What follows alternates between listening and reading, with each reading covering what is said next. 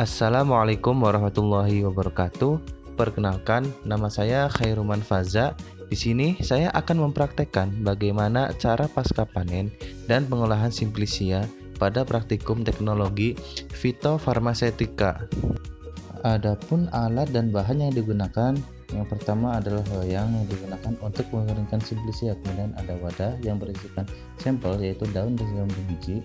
Kemudian ada wadah penyimpanan untuk Simplisia dan ada timbangan untuk menimbang bahan. Kemudian ada gunting yang digunakan untuk merajang daun jambu biji. Selanjutnya adalah cara pembuatan Simplisia daun jambu biji. Yang pertama adalah pemanenan. Pemanenan bahan yang akan dijadikan Simplisia merupakan langkah awal dalam pembuatan Simplisia. Setiap jenis tanaman memiliki waktu dan cara panen yang berbeda. Tanaman yang akan dipanen buahnya memiliki waktu dan cara panen yang berbeda dengan tanaman yang dipanen berupa biji, rimpang, daun, kulit, dan batang. Untuk pemanenan daun jambu biji dilakukan pada daun jambu biji yang masih segar atau masih muda. Tekniknya dilakukan dengan cara langsung dipetik tanpa menggunakan alat-alat. Langkah selanjutnya adalah sortasi basah, dilakukan untuk memisahkan antara kotoran-kotoran atau bahan-bahan asing lainnya dari tumbuhan sebelum pencucian dengan cara membuang bagian-bagian yang tidak perlu sebelum pengeringan sehingga didapatkan hasil daun jambu biji yang layak untuk digunakan menjadi Simplisia. Selanjutnya adalah pencucian. Pencucian ini dilakukan untuk menghilangkan tanah dan pengotor lainnya yang melekat pada bahan atau tumbuhan. Pencucian dilakukan dengan air bersih, misalnya air dari mata air, air sumur, atau dari air pump. Pencucian dilakukan sesingkat mungkin agar tidak menghilangkan zat berkhasiat dalam tumbuhan tersebut. Langkah selanjutnya adalah perajangan. Perajangan dilakukan untuk mempermudah dilakukannya proses pengeringan, pengepakan, dan penggilingan. Sebelum dirajang, daun jambu biji dijemur terlebih dahulu dalam keadaan utuh selama 1 hari. Perajangan dapat dilakukan dengan pisau atau dengan alat mesin perajang khusus, sehingga diperoleh irisan tipis atau potongan dengan ukuran yang dikehendaki. Pada percobaan kali ini, kita akan merajang daun jambu biji menggunakan gunting. Langkah selanjutnya adalah penimbangan.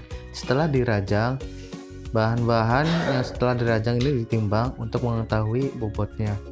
Setelah diketahui hasil, kemudian dicatat hasilnya dan kemudian akan dilanjutkan dengan pengeringan. Selanjutnya adalah pengeringan. Pengeringan dilakukan dengan 3 cara. Yang pertama, dikering anginkan. Yang kedua, terpapar cahaya matahari langsung. Yang ketiga, menggunakan oven. Pengeringan ini dilakukan hingga diperoleh kadar air kurang lebih 10%. Adapun hal-hal yang perlu diperhatikan saat proses pengeringan yaitu kelembaban udara, aliran udara, dan waktu pengeringan. Tujuan dilakukan pengeringan ini yaitu untuk mengurangi kadar air pada daun jambu biji.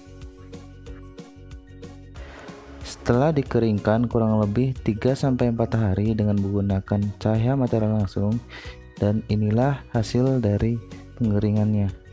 Setelah itu kita lakukan sortasi kering. Sortasi kering ini dilakukan untuk menghilangkan benda-benda yang tidak diinginkan dan pengotor lainnya yang masih ada pada Simplisia kering. Setelah dikeringkan, Simplisia kemudian ditimbang kembali menggunakan timbangan analitik untuk mengetahui bobot akhir dari Simplisia yang telah dikeringkan. Setelah itu, mencatat hasilnya. Langkah yang terakhir adalah pengepakan dan penyimpanan.